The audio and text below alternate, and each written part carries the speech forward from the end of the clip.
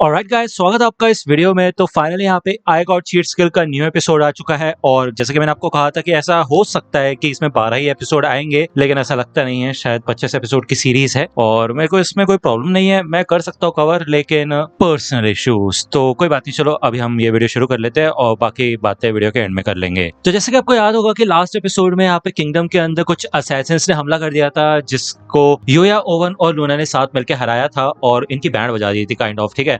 जिसके बाद यहाँ पे आर्नोल्ड यानी कि किंग अपने रूम में चला गया था और ओवन ने इधर यूया से मदद मांगी थी कि वो लेक्सिया को सुरक्षित रखे और इस किंगडम को भी।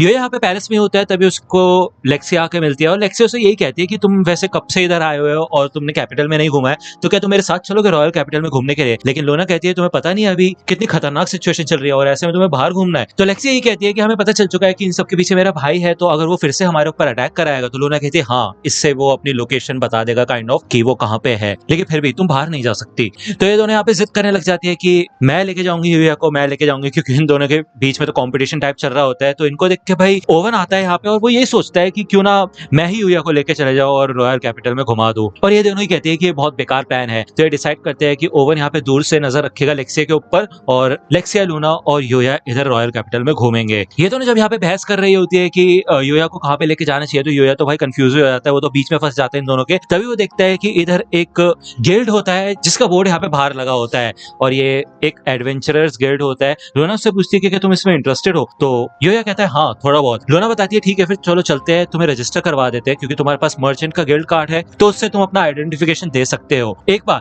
तुम एडवेंचरर्स गिल्ड में रजिस्टर हो जाओगे तो तुम अपने मॉन्स्टर मटेरियल्स को आराम से ट्रेड कर सकते हो और उसके बदले में तुम्हें काफी अच्छी खासी अमाउंट मिल सकती है, जो कि तुम अलग अलग तरीके से इस्तेमाल कर सकते हो। तो यहाँ पे लूना तो आपको पता ही है एक असैसिन है और वो भी एडवेंचर करती है, यूया भी एडवेंचर करता है, लेकिन लेक्सिया तो एक प्रिंसेस है, वो एडवेंचर नहीं कर सकती। तो यहाँ पे लूना उसे चिढ़ाने के लिए यही कहती है कि तुम भी चाहे तो ज्वाइन कर लो अगर तुम्हारे बस की है तो, है कि नहीं। ये लोग जब यहाँ पे इस गिल्ड के अंदर आते हैं तो रिसेप्शन पे इनको 2 फॉर्म्स दिए जाते हैं रजिस्ट्रेशन के लिए और यूया देखता है कि यहाँ पे सारी डिटेल्स के बाद एक क्वेश्चन होता है जो कि होता है मैजिक यूजर का, कि भाई एक इंसान कौन से मैजिक का इस्तेमाल कर सकता है। तो यूया सोचता है कि वो सारे टाइप्स का लिख सकता है, लेकिन नहीं, ऑब्वियसली बात है कुछ मैजिक यहाँ पे ऐसे है जैसे कि टेलीपोर्टेशन मैजिक, जिसका इस्तेमाल करना बहुत बड़ी डील है ना, जो कि फेरी टेल्स में ही होता है, तो वो ऐसे स्टैंड आउट नहीं कर सकता। इसलिए वो यही सोचता है कि वो उसे 3 मैजिक का नाम लिख देता है, जो कि होता है वाटर, फायर और विंड। जिसके बाद नेक्स्ट होता है मैजिक एनर्जी लेवल। तो यूया कहता है कि मैं एनर्जी लेवल का कैसे पता लगाऊंगा, तो यहाँ पे रिसेप्शनिस्ट यही कहती है कि यहाँ पे एक क्रिस्टल बॉल है, इसके ऊपर जब तुम हाथ रखोगे तो यहाँ से तुम्हारी मैजिक एनर्जी का पता चल जाएगा। तो जब यहाँ पे लूना अपना हाथ रखती है तो ये येलो कलर में जलने लग जाता है। रिसेप्शनिस्ट यही बताती है कि इसका इस्तेमाल इसलिए होता है क्योंकि बहुत सारे एडवेंचरर्स अपना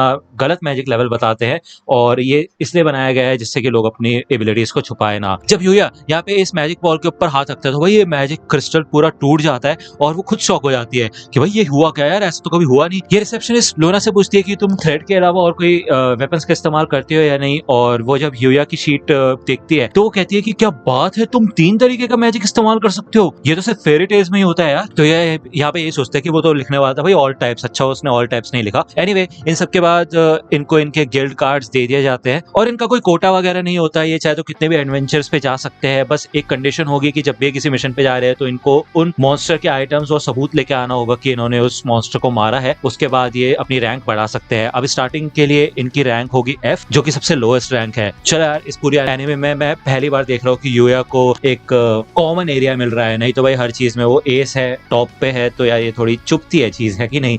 तो चलो कम से कम वो F रैंक के साथ स्टार्ट करेगा लूना के साथ, बट मैं शॉक नहीं होगा कि अगर वो अगले एपिसोड में एक फर्स्ट रैंक पे पहुंच गया। तो यहाँ भी यूया चेक करता है कि इस गिल्ड को बहुत सारी रिक्वेस्ट मिली है मॉन्स्टर्स को हराने की, और तभी यहाँ पे एक लड़की आती है जो कि यूया को आकर हक कर लेती है और वो ये कहती है कि क्यों ना तुम मेरे साथ चलो एक एडवेंचर पे। वो यहाँ पे अपना नाम बताती है कि उसका नाम ग्लेना है और वो भी एक एडवेंचरर है और उसको स्ट्रॉन्ग लोग काफी ज्यादा पसंद है। यहाँ पे लेक्सिया और लूना इस लड़की को दूर हटाने की कोशिश करती है, लेकिन उनके बस की नहीं होता, भाई ये बंदी काफी स्ट्रॉन्ग होती है और उसको ऑफर देके यहाँ से चली जाती है। लेक्सिया यहाँ पे थोड़ा इनसिक्योर फील करती है और वो ये कहती है क्यों ना मैं भी इस गिल्ड को ज्वाइन कर लूं, क्योंकि मेरे को यूया को ऐसी लड़कियों से तो बचा के रखना होगा, नहीं तो मैं तुम्हारे साथ चल सकती हूँ एटलीस्ट तुम्हारी मदद करने के लिए। तो ये लोग यहाँ पे ओपन फील्ड में आ जाते हैं। लेक्सिया को काफी अच्छा लगता है यहाँ पे, क्योंकि वो वैसे वो हमेशा राजमहल के अंदर ही रहती है, बट बाहर आके गहरी सांस लेके उसको काफी अच्छा फील हो रहा है। बेसिकली यहाँ पे ये लोग कुछ हर्ब्स ढूंढ रहे होते हैं और इसके बाद लूना और लेक्सिया आपस में कंपटीशन टाइप फिर से करते हैं कि देखते हैं कि कौन सबसे ज्यादा हर्ब्स को इकट्ठा करेगा। उसके बाद यूया जज करके बताएगा कि कौन जीता है, ठीक है ना। तो ये दोनों यहाँ से निकल लेती हैं, ठीक है। तभी ये लोग सोचते सोचते हैं कि भाई ओवन दिखाई नहीं दे रहा, ओवन कहाँ गया। तो यहाँ पे ओवन अपने घोड़े पे आता है। बेसिकली हमें कुछ दिखाया नहीं जाता यार, और आवाज सुनाई दी जाती है।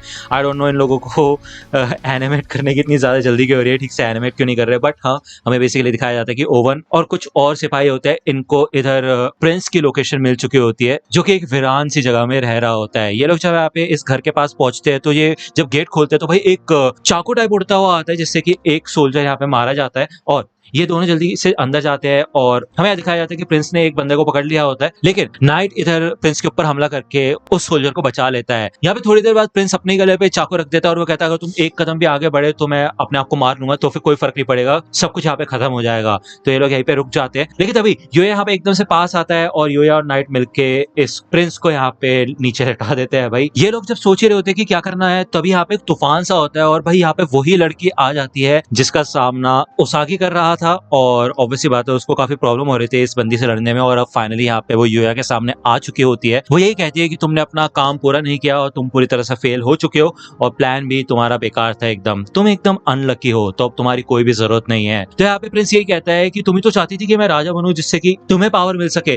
तो यहाँ पे वो बंदी यही कहती है कि नहीं ऐसा नहीं है, मेन प्लान ये था कि तुम राजा बनोगे तो हम ज्यादा से ज्यादा लोगों को मार सके, लेकिन तुम नाकामयाब हुए, तो अब तुम्हारा कोई भी काम नहीं है। जब वो यहाँ पे प्रिंस को मारने वाली होती है तो ओवन आगे बढ़ता है उसको बचाने के लिए, तभी एक वुडन एरो आता है और उससे ओवन बार बार बचता है। योया को लगता है कि भाई बाहर कोई तो है जो कि इस लड़की को बैकअप दे रहा है, लेकिन हमें दिखाया जाता है कि ये सारे के सारे जो एरोज यहाँ पे आ रहे होते हैं ये सिर्फ और सिर्फ इस अकेली लड़की का काम होता है। भाई ये अकेले ही इन सब एरोज को कंट्रोल कर रही होती है, जिससे हमें पता चलता है इसके अंदर सच में काफी ज्यादा खतरनाक और कमाल की पावर्स है। इवन ओवन जब इस लड़की के ऊपर हमला करने के लिए आगे बढ़ता है तो वो पहले ही बता देती है कि ओवन कौन सी चाल चलेगा, कैसे अटैक करेगा, और वो यही कहती है कि मैं पहले से प्रेडिक्ट कर सकती हूँ कि सामने वाला बंदा क्या करने वाला है, तो तुम मेरे को कभी हरा नहीं सकते। यहाँ पे जब वो अपने एरोस से इन सबके ऊपर हमला करती है तो भाई योया इधर एक शील्ड टाइप बना लेता है जिससे कि ये सबके सब बच जाते हैं। और ओवन कहता है शुक्रिया योया, तुम्हारी वजह से हम बच गए। तो ये लड़की कहती है योया कितने लकी हो, फाइनली मेरा इनकाउंटर योया से हो गया। लेकिन अफसोस की बात यह है कि मैंने सोचा नहीं था कि ऐसा होगा। वैसे भी वाइल्ड की ताकत को किसी ताकतवर इंसान के सामने ही इस्तेमाल करना चाहिए, और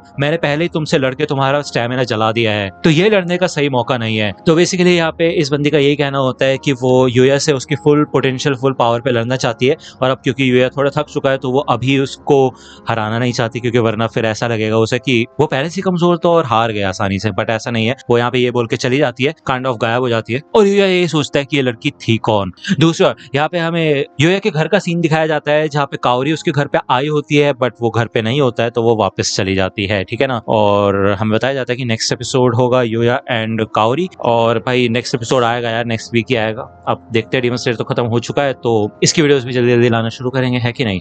तो मिलता हूं आपसे अगले वीडियो में, तब तक के लिए गुड बाय। तो दोस्तों आज की वीडियो के लिए सिर्फ इतना ही। आई होप कि आपको ये वीडियो पसंद आई होगी। अगर आपको ये वीडियो पसंद आई हो तो प्लीज लाइक कीजिए, अपने दोस्तों के साथ शेयर कीजिए और मेरे चैनल को सब्सक्राइब करना मत भूलेगा। और अगर आप मुझे कांटेक्ट करना चाहते हैं तो आप मुझे इंस्टाग्राम पे कांटेक्ट कर सकते हैं, मेरे पेज की लिंक आपको डिस्क्रिप्शन में मिल जाएगी। मिलता हूं आपसे अगले वीडियो में, तब तक के लिए गुड बाय।